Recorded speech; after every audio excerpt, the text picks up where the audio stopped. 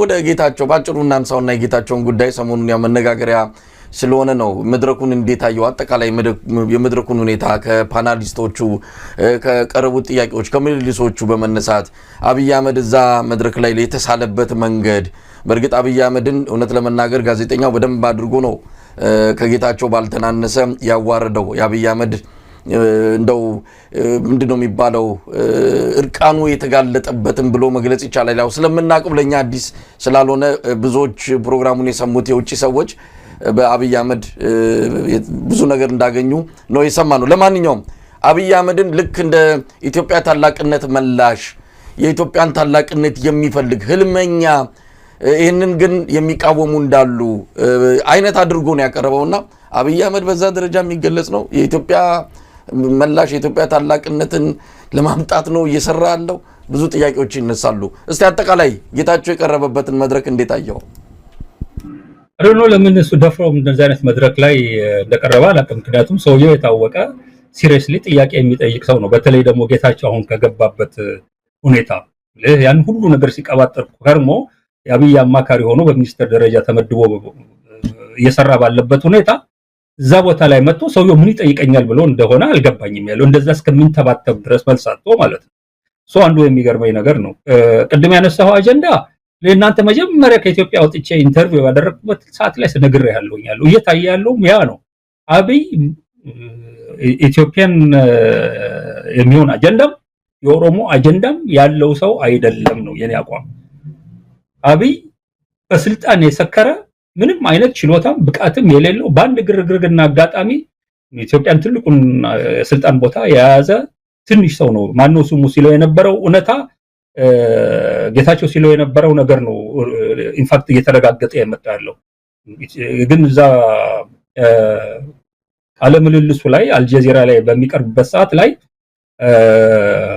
ብሔረተኞቹ የአልጀዚራ ጆሮ በቢገባ የተቆጣጠሩት መሆኑን የሚያሳይ ነገር ነው ልክ አብይ ኢትዮጵያኒስት ሆኖ ዩኒፋይ ማድረግ ነገር ፍላጎት ያለውና እንደውም የመደመር መጽሐፉን አንዱ ከገመገምኩበት ነጥብ አንዱ የመደመር ሁለቱን መጽሐፍ ከገመገምኩበት ጊዜ አብይ ከኢፒአርዲኤፍ የፖለቲካ የርዕዮተ ዓለም አመለካከት ነፃ መሆን አለመቻሉን እነዚህ የመደመር መጽሐፎች ያሳዩ ነው የሚላሉ ለምን ህገ መንግስቱንም ሳክሮሳንክት አድርጎ ነው የሚመለከተው ዛ ጽሁፍ ውስጥ ስለ ብሔረሰቦች የሚነሱ ነገሮች በሙሉ ተመሳሳይ የፒአርዲኤፍ ሲናገር በነበረበት ቋንቋ ነው ምንም ነገር የመነካካትና የመቀየር ፍላጎት በሌለው መልኩ መጽሐፉ ላይ ክሊርሊ ተቀምጧል ያለው ስለዚህ በእንትኑ ላይ በውይይት ላይ አብይን ኢትዮጵያኒስት አድርጎ ለመሳልና ችግር እየገጠመው ያለው በዚህ የተነሳ ነው ብሎ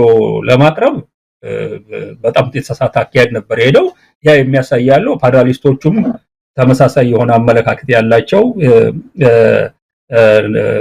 የብሔረተኛ እንቅስቃሴ ደጋፊዎች መሆናቸው ያመጣውም ነገር አለ ለረጅም ጊዜም አይ ቲንክ ከቢቢሲ ጋራ ከአልጀዚራ ጋራ በመገናኘት ኢንተርቪው ሲሰጡ የነበሩ ሰዎችን ደጋግሜ ስመለከታቸው ይሄንን አይነት ተጽዕኖ አልጀዚራ ላይ ማሳደር የቻሉና አመለካከቱን በዚህ ደረጃ ይገዙት ሆኑን የሚያሳይ ነገር አለው በተረፈ ግን አብይ ኢትዮጵያ ስለሚባል ሀገር ደንታ የለውም አብይ ኦሮሚያ ስለሚባል ወይ ኦሮሞ ስለሚባል ህዝብም ደንታ የለውም አብይ ደንታው አብይ ስለሚባል አንድ ግለሰብ በቃ በበሽታ ደረጃ ራሱን የሚያመልክ በራሱ ስልጣን ማስጠበቅን በራሱ ዝናን ስምን ማትረፍን መታየትን እኔ በጣም ከፍተኛ የሆነ በኢንፌሪዮሪቲ ኮምፕሌክስ በቻችነት ስሜት በጣም የተጠቃና ያ እነዚህ ሁሉ ነገሮች እንዲያደርግ ያደረገው ያለ ሰው ነው እየመሰለኝ የመጣው የማያቸው ነገሮች በሙሉ ያንን ነው የሚያሳዩት ያለው በራስ የሚተማመን ሰው የሚሰራው ስራ አይመስልም ምናልባት ስለጌታቸው ከዚህ በኋላ በፖለቲካው መድረክ እናየዋለን ይሄ መቼም በተረጋጋሚም ከሌሎችም ጋር ገልጫዋለሁ በፖለቲካ ስብና በፖለቲካ ማንነቱ ጌታቸው ረዳ ሞቶ የቀብር ስነ ስርዓቱን ነው ያየነው አልጀዚራ መድረክ ላይ የሚል ነው ሐሳብም የሰጠውትና ከዚህ በኋላ መቼም በትንሳኤ የሚነሳ ካልሆነ በስተቀር በተለይ ግን ያው የኢትዮጵያ ፖለቲካ የሚታወቅ ነው ከሱ የባሰ ቀጣፊዎች ከሱ የባሰ ሙልጭልጭ ባህሪ ያላቸው እንዳብይ አይነቱም በስልጣን ላይ የቆየበት ነውና ላይገርመን ይችላል ተመልሶ አሁንም በፖለቲካው መድረክ ላይ ብናየው እንደው ባንተ እንትን እንደው ፖለቲከኛም ስለሆንክ ነው እንዲህ አይነት በዓለም አቀፍ ደረጃ እንዲህ አይነት ተዘርረ ከፍተኛ የሆነ መዝረክረክ ውስጥ ገብተህ ዳግም ወደ ፖለቲካው ትመጣለህ? ወላ እሱም ፍላጎት የለኝም ምናምን ይላል። ፓርቲ ደግሞ ለምን አቆም ሲለው መልስ የለውም። ለማንኛውም ግን ኢትዮጵያ ፖለቲካ እነዚህን ሰዎች ሊያመጣቸው ይችላል። መልሶም ፖለቲካው ነው ማለት ያለው ግን ትልቅ ስህተት የሚሰራው የኢትዮጵያ ሕዝብ ድሃ እንጂ ደደብ አይደለም የሚለው መፈክሬን አስብልኝ አይረሳም። በቃ በጉልበት በመሳሪያ ተደግፈው በፓርቲ ስትራክቸር አድርገው ምናምን ነገር አይናቸውን በጨው ታጥበው ሊመጡ ይችላሉ። ነገር ግን ማን ነው ጌታቸው ረዳ ብለህ ከላይ ከትግራይ አንስተ እስከ ሞያሌ ድረስ ብትጠይቅ በመቶ ሚሊዮን የሚቆጠር ሰው መልስ ሊሰጥ የሚችልበት ደረጃ ላይ ደርሷል። ያለው ወሽካታ ነው የሚል ያለው ቃለቀ ሌላ ነገር የለው። እኔም ደህና ሰው ይመስለኝ ነበር። ኢንፋክት ሁለት ለመናገር ነው እንደ አንድ በዚህ ላይ እንትን ማድረግ ያለ በጣም የገረመኝ ነገር አለ። የጌታቸውና የጻድቃን አብይ ጋራ መስራት የገረመኝ ነገር ምንድነው? ከሁሉም የቲፒኤልኤፍ መሪዎች ቃል ተጠቅመው ከአማራ ልሂቅ ጋራ ሂሳብ እናወራረዳለን ያሉት እነሱ ብቻ ናቸው። ጦርነቱ ጊዜ ሁለቱ የሰጡት ረጃጅም ኢንተርቪዎች ላይ አንደኛው ላይ ኢንፋክት አማራ ልሂቃን ጋር ብሎ ሲናገር ጌታቸው ከአንዳርጋቸው ነጋና ከአንዳርጋቸው ጽጌና ከነብርሃኑ ነጋ ጋር ብሎ ጨምሮበታል። ብርሃኑ ነጋንም የአማራ ልሂቅ አድርጎ ነው እዛ ያስቀመጠው። ጻድቃን ከአንዳርጋቸው ጋር ብቻ ብሎ ነው። እንግዲህ ተመልከት የአማራ ልሂቅ ሂሳብ ወያኔ የሚያወራርድበት ሰው ተደርጌ በኤግዛምፕል የምጠራ ሰው ነኝ እኔና ይሄ በሌላ በኩል ደግሞ አንዳንድ የምሰማው ነገር ጋር ያስቀኛል ያለው። ለማንኛውም ግን ለምንድን ነው በዚህ ደረጃ እነዚህ ሁለት ሰዎች አብይ ጋር ሄዱት ያለው? ይሄ ንግግራቸው ከአብይ ጸረ አማራ ድርጊት ጋር የሚያያይዘው ነገር አለ ወይ?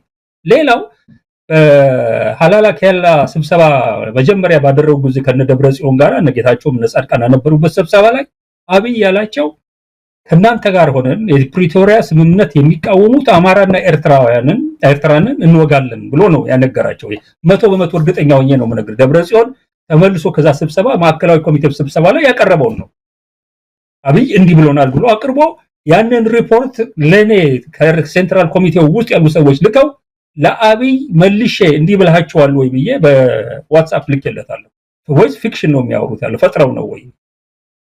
ዛሬ አይታቸው ከሆነ አብይ አማራን እየወጋ ነው፣ ከኤርትራ ጋር ጦርነት እያለ ነው። ሁለቱ ሰዎች እሱ ጋር ነው ያሉት እና እነዚህ ሰዎች እያሰባሰባቸው ያለ ጸረ አማራ የሆነ አመለካከታቸው ነው ወይ?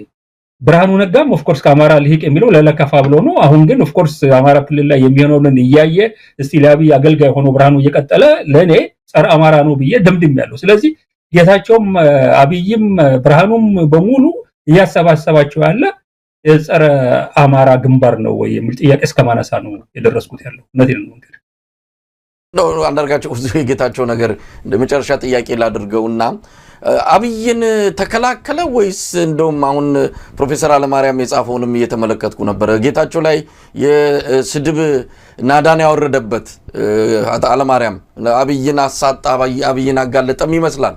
ለማንኛውም አብይ የተዋረደበት ነው በጌታቸው ወይስ አብይን ተከላከለበት ብሎ ማለት ይቻላል? በዚህ ቃለ መጠይቅ አብይስ ምን ሊሰማው ይችላል? ባለፈው በዚሁ እንትን ላይ ውይይት ላይም አብይ አህመድ ገና ለመሪነት ሀገር ለመምራት አልተዘጋጀም መዘጋጀት አለበት አይነት ንግግርም አድርጓል ጌታቸውና የተወሰኑ አብይ ሊወዳቸው ማይችላቸው ነገሮች መናገሩ አልቀርም። የተከላከለውን ያህል አብይንም ያጋለጠበት እርቃኑ እንዲታይ ያደረገበትንም ነገር አንስቷልና ምን ልናይ እንችላለን በሁለቱ ግንኙነት ማለት በቀጣይ? አብይ ትንሽ ሰው ስለሆነ በጣም ኢጎም ፍራጃይል ስለሆነ በቀላሉ ነካ ስታደርገው ድቁስ የሚል ነገር ያለው ሰው በመሆኑ ያንዳንዷን አሉታዊ የሆነች ጌታቸው አስተያየት ዝም ብሎ በቀላሉ የሚያልፋት አይደለም። በጣም በትንሽ ነገር ሰዎች የሚበቀል ሰው ነው። ኢንፋክት በቀሉ ያለፈው ጊዜ እንዲሁ በቃል ስናወራ ነግሬያለሁ። እነ ጌታቸውን እዛ ሲያስጠጋና ጌታቸው አብይን ያደነቀ እንዲናገር ያደረገበት ምክንያት በዛ ደረጃ ድንክዬ ያንን ሐሳብ ቀይሮ እሱ እንዲያደንቅ ሲያደርገው ብቀላ ውስጥ ነው አብይ ያለው ነው ያልኩ ያለው። አብይ ስልጣን መስጠቱን እንደ ፖዚቲቭ ነገር አትመልከተው። መኪናውን የሚኖርበትን ቤት ሌሎቹን የሚሰጠው እንደ ጥሩ ነገር አድርጋ አትመልከተው። እነዚህ ሁሉ ሰጥቶ ግን በአደባባይ እየመጣ አንተን የሚያክል መሪ የለም በዛ ደረጃ የፖለቲካ ድንክያ ያልከውን ሰው እንድትናገር ማድረግ ለኔ የሞት አድርጌ ነው፣ በቀል አድርጌ ነው። አሁን ደግሞ ተጨማሪ በቀሎች የሚፈጸሙበት ሁኔታ ይመጣሉ። ወይ ጫማውን ሲያስጠርገውና ይሆናል ያለው አናውቅም። ግን ሁለቱም ናቸው የተጎዱበት ሁኔታ ነው የተፈጠረው። ግን ስማርት መሪ ብትሆን ግን አንተ ስማርት መሪ ብትሆን ግን ጌታቸውን አይነት በተወሰነ ነፃነት የሚናገሩ ሰዎች እንዳሉና ቶለሬት እንደሚደረጉ አድርገህ ፕሪቴንድ አድርገህ እንደውም አንተ ምን ያህል ቻይ እንደሆንክ ማሳየት ነው ያለው። ኦፍ ኮርስ ይሄ ደግሞ ሌላ ምክር ሆኖ እንደሞ እንዳይሰማብኝና ጌታቸውን እንደ ልብ ተናገር እንዳይለው።